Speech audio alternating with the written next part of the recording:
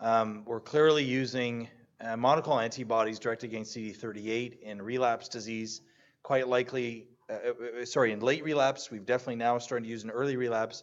Before too long, we'll use it up front. But there are other things that are going to come as well. And I want to make just, it's hard for me not to give some basic science discussion, not that it's that basic.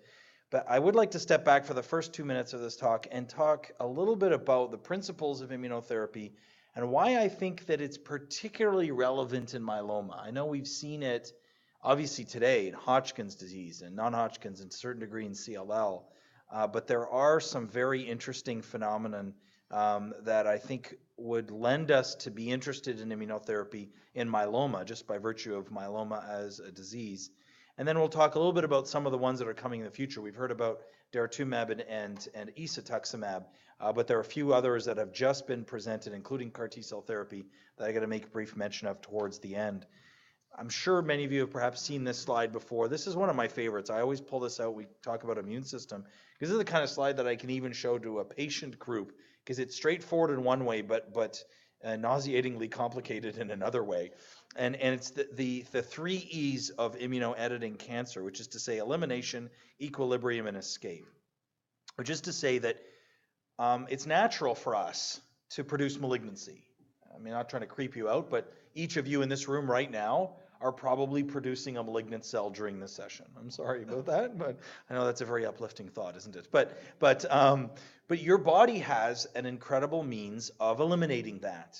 We have this hyper-vigilant, almost a police-like immune system that comes along. It recognizes crime in development, if you will. I'm going to use a criminal analogy. Look, and there's no political affiliation, right? I'm the Canadian pacifist in the room, so please don't tag me to any kind of political persuasion right now.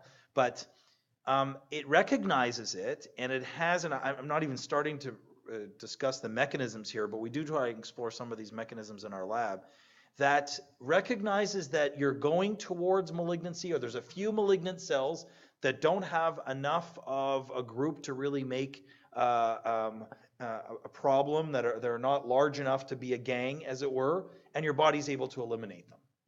And we probably don't appreciate on a given basis how much your immune system does that. And it's no surprise that when people have immune compromise, the extreme version we learned a great deal from, sadly, with HIV positivity, was the amount of malignancy that can occur because of the lack of that first E elimination. But what if the immune system can't get rid of it? What if that police force cannot eliminate the tendency towards malignancy? Well, perhaps we can develop a so-called equilibrium, where there's a little bit of crime and activity that is there in check, as it were. And again, not to get too crass about it, but it's always good to have a little naughty, all right? A little naughty is different than a lot of naughty. But our bodies, just like our societies, are in a sense built that way. There's a little flex, if you will. And the reason why I emphasize this point, or why I'm even saying this at all, is because I would suggest that in myeloma, we see this more than just about any other malignancy. Now, the CLL docs are coming up with this monoclonal B-cell lymphocytosis because they're trying to mimic what we do in MGUS. But MGUS, as we know, is perhaps the most common malignancy in the world. 5% of adults will have a monoclonal protein if we look for it. That's some of you in this room. Again, not to frighten you, but when Bob Kyle coined the phrase monoclonal gammopathy of undetermined significance, it was based on the fact that with population studies, there's a significant proportion of our population that has this, right? If you know Bob Kyle, he's sort of the father of myeloma. He's actually one of the key reasons why I ended up going to Mayo Clinic. I was in Toronto, happy doing my myeloma clinic. My cell phone rings. Mayo Clinic was trying to recruit me, and I pick up the phone and I hear this. Now, if you know Bob Kyle, he sounds exactly like Walter Cronkite. I don't know if you're old enough to know Walter Cronkite, but this is exactly what I heard. I heard, "Hello, Joe. This is Bob Kyle, and I would like to spend the next 30 minutes telling you why you should come to Mayo Clinic." I was like completely starstruck. I'm like, you had me at Bob, right? Like, I'm in, and that's why I landed at Mayo Clinic. But this equilibrium notion, and the reason why I emphasize it, is we also think it might be of significance after you've treated someone. And this has implications for immunotherapy. Why is it that if I interrogate the Mayo database today of long-term survivors with myeloma, that 15 to 20% of them have never achieved a complete remission? We always think of complete remission, and we heard great evidence a minute ago from Bill about MRD negativity. But there is a subset of patients that for whatever reason, they never eliminate their disease. They remain in some kind of equilibrium. And we can show this in the lab. Trust me, I could bore you all day with what we do with the mouse model. But we have found that you have a monoclonal protein in a rat, in a mouse. That mouse is going to keep the more evil monoclonal proteins away for longer. That little bit of naughty, it keeps everything in check for some reason. Even people have described this as going back to an MGUS-like state. So that beautiful equilibrium that somehow your body can maintain could potentially someday be better understood and leveraged, so that when your patient comes down in that M spike, it just won't move. Why is their M spike stuck at 0.3, 0.4? Maybe that's best for the patient. Don't eliminate it, because it might be good. And then, of course, the third aspect of this is escape, when unfortunately those mechanisms are overwhelmed and the immune system can no longer withhold the crime, and the crime just goes wild. Again, I'm sorry if that sounds too facile, too simplistic, but I think this is a particularly important point in multiple myeloma. And so when we look at the complexity of myeloma, we've come to appreciate that it's not just about the tumor, right? It's not just about the myeloma cell. It's that whole environment. And again, this is true in lymphoma and in almost every other malignancy, but perhaps more so in myeloma, that it is, if the enemy is in the building across the street, if I can't get to the enemy, I want to find a way to deal with the infrastructure that that enemy is living in. Cut the power to the building, cut the water to the building, play country music until I irritate it to death, whatever. Sorry if you're a big country music fan, but we recognize that the microenvironment of myeloma is inordinately complex and a centerpiece to that cell's survival. In myeloma, we know that immunodeficiency, perhaps more so than in lymphoma and CLL, reduced number of NK, B, and T cells, low non-myelomatous involvement, immunoglobulins, of course, we know of their infections, and obviously the cytokine production is significantly altered in myeloma. So, going back to now getting a little bit philosophical before we move to more practical, the God of beginnings and transitions is this sort of two-faced looking to the future and the past. You see this elimination, equilibrium, and ultimately trying to find the balance. And that's really what immunotherapy, hopefully in some respects, is going to do, is to help restore that balance, that in some capacity, maybe fully eliminating the tumor is not ultimately the necessary. Now, I'm not going to take time to go through all these mechanisms, but we do have a whole host of opportunities. I'm going to move now to a more drug-based, based on recent evidence. But you could imagine how we could use the classic ADCC that we heard about with monoclonal antibodies, but adding radioisotypes, going in multiple different mechanisms here to ultimately take down the disease. The one that we've heard about this morning was venetoclax, and this was perhaps one of the biggest myeloma stories at ASH this past year. And I won't review its mechanism because you've already heard it today. But that BCL2 pathway is particularly active, especially in a small cohort of myeloma patients who have translocation 11-14. And so there was presented, Shaji led this study, I had the privilege of being a part of it, where we saw that the overall response rate for venetoclax in myeloma was reasonable at 21%, not extremely heavily pretreated. But if we look at those who had translocation 11-14, it was particularly high in that 40% range. Those who we knew were not 11-14 was only 6%.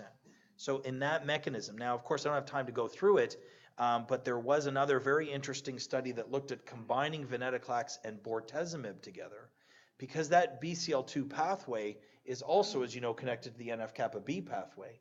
So combining those two drugs may have an opportunity to overcome proteasome inhibitor resistance. And in demonstrating in patients who are bortezomib resistant even, that adding venetoclax to them may be of benefit. So this could be the next myeloma drug. It may be a bit more boutique, as it were, if you have translocation 11-14. I can tell you, I had 2 patients on the study who were literally at the end of the line, were considering hospice, and now we give them oral venetoclax, and both of them have been on the drug for over a year with an extraordinary quality of life, failing carfilzomib Pomdex, both of them. So again, that's not to be a commercial for it, but to say that this is an opportunity. Well, we heard already today about pembrolizumab. Unfortunately, pembrolizumab has had essentially a 0% response rate, single agent in myeloma. But there's been some encouraging data with lenalidomide and recently presented in pomalidomide. Again, I won't repeat the checkpoint pathway as we heard about earlier today, but this was giving pembro along with pom and dex and fairly standard pom dex dosing. These were patients that were quite heavily pretreated, not absolutely end of the line treatment, but most of them all of them had had proteasome inhibitors and IMiDs before and were quite refractory to their recent therapy. And it came with toxicities, the toxicities that we're used to seeing with pembro outside of multiple myeloma, including, pneumonitis is an issue in pembro, but pneumonia or pulmonary infections is the number one cause of infection in myeloma patients on clinical trial. You can see it. Go to any abstract at ASH or at ASCO or at EHA, number one infection is going to be chest infection. So we're particularly sensitive to that. That being said, there was a signal of response rate, as you can see here, even in the dual refractory patients of 24%. So a little bit, I'm not sure that pembro is going to play a big role in myeloma, to be honest, but it may again have an adjunct additive role. Perhaps the drug that was particularly splashed well at ASH this last year was selinexor. And selinexor is a fascinating compound, and I could spend hours with you talking about its mechanism. It's very interesting that we think of it as as I think on my next slide I show you here, it has really two mechanisms in which it's working in keeping your tumor suppressors inside the nucleus as a nuclear transport inhibitor, but also affects the glucocorticoid receptor, and in doing so allows greater tumor sensitivity or drug sensitivity to the tumors to be upregulated. And so we saw from a pure mechanism standpoint that it was quite fascinating in how it does these two things. But pragmatically, it was tested in patients with very refractory disease. Now, I was involved in the study, so these weren't patients who were just exposed to the big four and ultimately the big five. They had to truly be refractory to bortezomib, carfilzomib, lenalidomide, and pomalidomide to be in the quad refractory group, and refractory defined as progression on it or within 60 days of it. And then we added a penta-refractory group for those patients that were treated with daratumumab. So you look at a penta-refractory group to myeloma, their expected survival is less than 3 months, unfortunately. And interestingly here, I just shown you the results table. If you look down that first category of overall response, almost independent of the number of lines, whether they were quad or penta-refractory, there was a 20 to 21% response rate. So again, very encouraging. Now, there were some challenges with this drug. When it was first given, we used to sometimes joke and say, you say the word selinexor and it made people vomit. Like, it was just tremendously emetogenic, but we've overcome a lot of that now in how it's administered with anti-nauseants. We follow people's electrolytes if they do develop diarrhea, and it's a much more palatable, as it were, drug than it was before. Now, last couple of slides are going to talk about BCMA and moving on to CAR T-cell therapy. We don't know what the perfect target is yet for CAR T-cell therapy in myeloma, and Adam Cohen from Penn presented 2 subsequent beautiful studies, first validating BCMA as a target, and again, for time's sake, I won't go through it in a lot of detail here, but it really is, I think, a valid target, and in a study that they did with an anti-BCMA activity drug, they demonstrated, although there was toxicity that we need to remember is real, that this did have activity. And put a plug in here or a comment here about CAR T-cell therapy. I think we have to be careful. Sometimes people, because it's CAR T-cell therapy, we're allowed to have all this excessive toxicity. I think that has to modulate how we approach this. But there was evidence of activity, of course, in this first drug. And so then it was used as a target in CAR T-cell therapy. And again, small numbers, barely 10 patients treated in this cohort that they had, and for 12 patients studied, 10 were evaluable when he presented it. And you can see the strategy here, of course, of freezing the patient and being able to alter their T cells and reinfuse them to patients. The reality was that there was significant, it was feasible. They got significant expansion in 7 out of 9 patients. but there was toxicity. Now, of course, we do have some opportunity to treat this toxicity, but there were neurotoxicity in 2 of 9 patients, and 1 who had reversible encephalopathic syndrome. So we were optimistic that I think we have a good target. We can do CAR T-cell therapy in myeloma, but as almost every patient who comes in the clinic asking about it, I have to remind them that it's still not ready for prime time. There are still some challenges about it. And just one as a sheer interest, I just thought the authors here were fascinating. They had been doing some lab work with an HIV drug, nelfinavir, and saw that it had some anti-myeloma activity, especially when combined with bortezomib.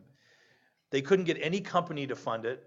They couldn't even get the hematologists in their institution to work with them on the trial initially. So they thought, well, let's take patients who are truly bortezomib refractory and see if giving them nelfinavir plus bortezomib made a difference. And indeed it did. So you look at patients who are 100% refractory to bortezomib, and there was a response rate of 65%. Now, granted, these are very small numbers, but it definitely raised a number of eyebrows. Again, going back to this notion that in myeloma, we might have a lot of boutique drugs for boutique areas within, and it was actually quite well tolerated. This is an antiviral agent that's been used in HIV for a long time and is understood to be feasible in patients with immunodeficiency to begin with. So I'm going to conclude with one last bit, which I think is maybe outside the immunotherapy spectrum, but if I want to think Star Trekian for the last 2 minutes of this meeting, I know you've been listening to people all day long, and I apologize you've had to listen to me in your postprandial state, but I think this is what we'll probably be doing in the future. We're still doing this as exclusively research protocol, but what we can do with patients is we collect their bone marrow at diagnosis, and in the lab, we test those cells directly against every FDA-approved agent in hematology. And we try to see if those cells have sensitivity to those drugs. And they're ultimately given a score basically of red, green, or sometimes yellow. And there's just one example of a patient of mine whom we did testing in, and was literally off the charts with venetoclax. And interesting that the patient did not have 1114 but had translocation 414. But again, I know we're not quite ready to do this yet in a big scale, but it is helping us understand the complexity of this disease, and how wouldn't it be nice to, instead of just having to give everybody the combination up front, hoping that, well, which of the 4 drugs did really the work, we don't know, but it was a team. Well, maybe we don't need all 4. Again, thinking like the Canadian pacifist, if we take all 5 branches of the military to a war, we're probably going to win, right? But maybe we could have gone with only 2 or 3. Save the cost, save the toxicity, potentially even saved a few of those drugs for later use. So this predictive genomics that my colleague Keith Stewart leads is really quite interesting, and perhaps one day we'll be able to fully do it in that we can take a patient and say, I've already tested your tumor and I know it's going to be responsive to bortezomib, daratumumab, and I would prefer to use that combination up front in a patient. Again, I showed you the slides here that we've had a lot of drugs approved and hopefully more to come in the near future. As you see here in the bottom, these novel monoclonal antibodies and so many others that I think are going to influence the way we treat myeloma in the future. Thank you very much.